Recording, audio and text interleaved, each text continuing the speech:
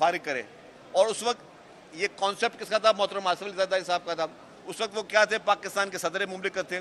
تو اپنے پاورز انہوں نے پارلیمنٹ کو دیے اور پارلیمنٹ کو اتنا مضبوط کیا, اور پھر انہوں نے 18ویں ترمیم لے کر آئے. پھر انہوں نے آغاز حقوق بلوچستان کیا. پھر محترم آصف علی زرداری صاحب نے جو سرحد صوبے کا, جو ان کا ہمارے پختون بھائیوں کا دیرینہ مطالبہ تھا کہ جی سارے صوبے جو ہیں, ایک پنجاب ہے, ایک سندھ ہے, ایک بلوچستان ہے, تو ہمارا نام سرحد کیوں ہے؟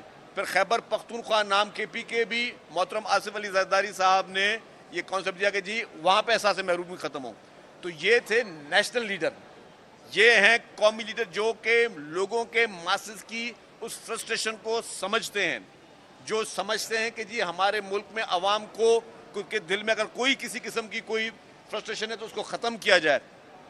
اور یہی ان کے کارنامے رہے کہ انہوں نے پھر سی پیک کو شروع کیا.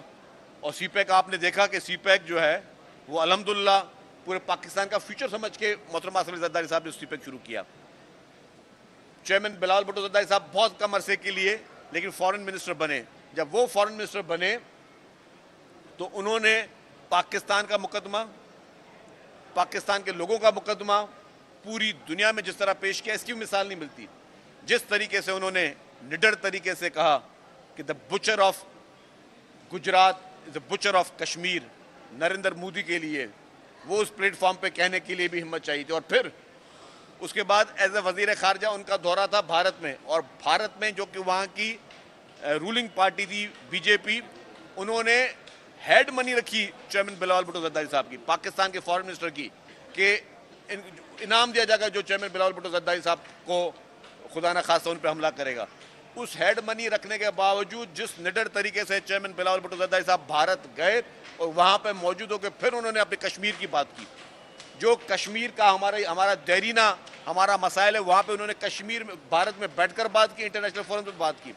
اسی طریقے سے دنیا کی تاریخ کا, جو ابھی میں بات کر کے آیا ہوں, دنیا کی تاریخ کا سب سے بڑے میں بڑا ہاؤسنگ کا پروجیکٹ وہ اس وقت صوبہ سندھ میں وہی قوم آگے بڑھے گی جس کے پاس اس شعبے کے اندر بہترین صلاحیت ہوگی. ماضی میں کامیابی محنت کے ساتھ جڑی ہوئی تھی, اب محنت کے ساتھ ایک نیا عنصر شامل ہو گیا ہے جسے انوویشن کہتے ہیں, اور انوویشن اب ترقی کی نئی کرنسی ہے. لہٰذا جس سسٹم میں, جس آرگنائزیشن میں اور جس معیشت میں انوویشن نہیں ہوگی وہ بھی وقت کے دھارے کا ساتھ نہیں دے سکے گی. ہم نے اپنے دور میں اس انوویشن کی طاقت کو دیکھا ہے کہ کس طرح اس نے ڈائناسورس کو زمین کے نیچے دفن کر دیا ہے. ہم تاریخ میں پڑھتے تھے کہ کبھی اس خطہ ارضی پہ ڈائناسور کی صورت میں دیو ہیکل مخلوق آباد ہوتی تھی, اور سوچتے تھے کہ اتنے بڑی جانور یا مخلوق کیسے صفحہ ہستی سے غائب ہو گئی. تو اب ہم نے اس کی مثالیں خود اپنی آنکھوں سے دیکھ لی ہیں. ٹیلکوز کے اندر, ٹیلکو کی دنیا میں نوکیا اور بلیک بیری دو ڈائناسورس تھے جو منوپلی رکھتے تھے, لیکن 2 سے 3 سالوں کے اندر نوکیا اور بلیک بیری تاریخ کا حصہ بن گئے اور میوزیم میں جا کر ان کی پروڈکٹ سج گئیں اور وہ صفحہ ہستی سے مٹ گئے. اور اس کی وجہ کیا تھی کہ وہ اس انوویشن کا ساتھ نہیں دے سکے جو مارکیٹ کو چینج کر رہی تھی, مارکیٹ کے پریفرنسز کو چینج کر رہی تھی. تو اسی لیے اب محنت کے ساتھ ضروری ہے کہ ہم انوویشن کو بھی اپنے نظام کے اندر لے کر آئیں.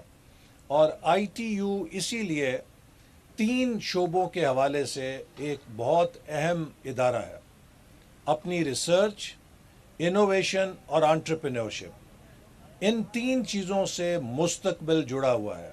ہماری یونیورسٹیوں کو ریسرچ, انوویشن اور انٹرپرینورشپ کا کمبینیشن بن کے آنے والے وقت کے لیے وہ اذہان تیار کرنے ہیں, وہ سلوشنز فراہم کرنے ہیں کہ جس سے ہم ترقی کی دوڑ میں تیزی سے آگے بڑھ سکیں.